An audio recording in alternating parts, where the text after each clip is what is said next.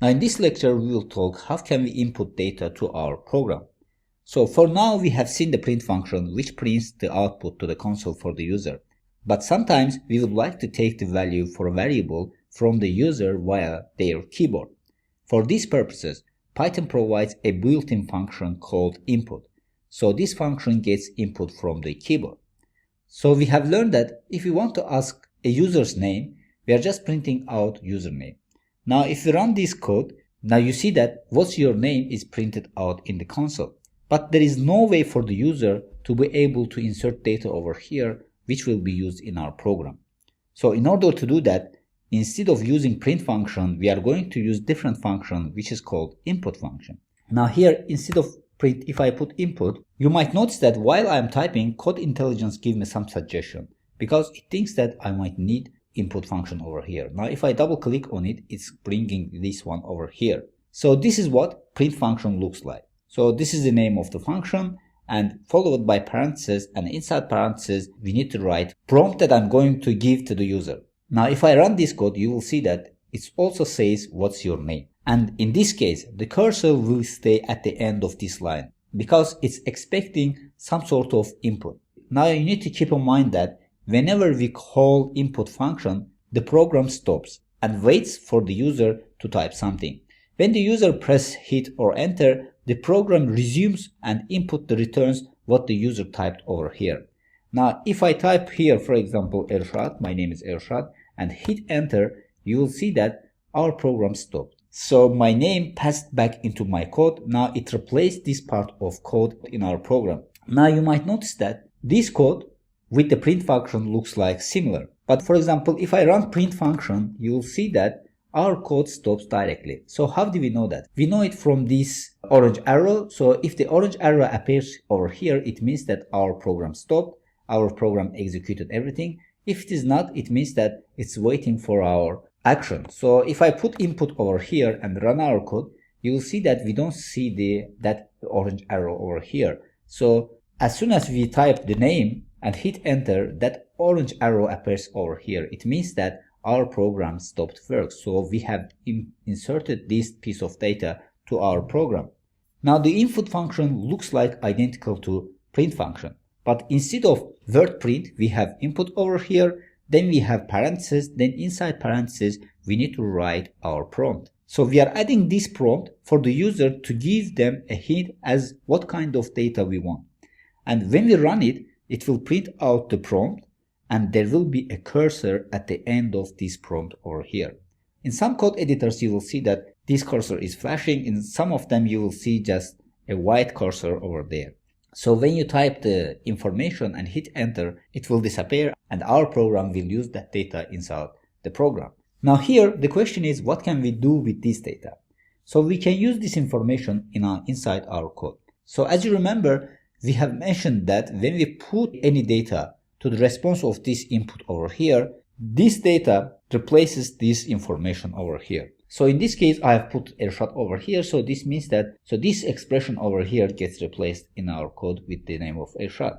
So let's see how this is working. For example, if I put print function over here and inside print function, if I put hello plus this expression over here. So this means that this will get replaced the value that imported in our console. So if I run our code, you see that it asks me what's your name. So if I put over here Elshad, it's printing out hello Elshad over here. Now in the previous lecture we have learned that if we use plus sign between the strings, it's just concatenating them. So to add space over here, I'm just going to put space here and run our code and put my name over here. You will see that it returns hello Elshad. So basically what we have done over here is we have called print function, and inside print function we have called input function, which is nested function in this case. So whenever we run this code, first this part of code is executed. So it's asking you what's your name. Then when we put Elshad over here, this expression gets replaced with my name. Then it's printing out hello Elshad over here. Now you might have difficulty to understand this line of code over here at this stage. So if you have difficulties, it's good time to recommend you a new code editor which is for beginners. So here, I want you to head over to the Tony.org website so you can download for Mac or for Windows or for Linux. This is completely free, but it is very useful for beginners. So once you have installed the application, you can go ahead and pass your line of code over here. Now here in Tony, we have a great feature which is called debug the current script. Now if you click this debug button, you'll see that these buttons becomes available. Now here we are going to use step into button. Now what this button is doing is it shows us how Python executes this line of code over here. Now if I click on this, you see that it takes this line of code over here and says that it's going to execute this line of code. Now if I click one more time, it shows that the print function will be executed and it's checking the expression inside print function. Now if I click one more time, you see that it checks first hello, so it's going to convert it to string. Then it's going to check input function over here. So this is the expression that's going to check. So it needs to understand it and checks the prompt inside input function. Then if I click one more time, it's converting this one into string. So it's identifying that this is string. Then it's going to execute input function over here. Now if I click one more time, you see that what's your name is printed out over here and our buttons become disabled because it's waiting for our action. Now if I put my name over here, Ershad, and hit enter, you see that this expression over here get replaced with my name. So it shows exactly how it is executing. So it's replacing that expression with the value that inputted from here. So in our case, I have inputted Ershad. So that's why it's showing Ershad over here. Now if I click one more time, it's going to concatenate these values. So you see that they are concatenated because we have used plus sign over here. Now after concatenation, it's going to print out this expression. So you see that hello Ershad is printed out to the console. So by using Tony editor, we can easily debug our code and see how the code editor executes this line of code. Now you might be interested why we are not using Tony code editor in our course. So I'm using Replit because it's accessible from anywhere in the internet. So if you have internet access, you can access it from anywhere, so you don't need to take your laptops with you. That's why for our course, I prefer to use Replit editors. Now, in the future, we are going to use different editors. So as our course progresses, I'm going to show you different types of editors. So in this way, you will have enough knowledge about different types of editors. And then you will identify difference between them and you will choose the one which is the best for you. Now, hopefully you have understood how input function works.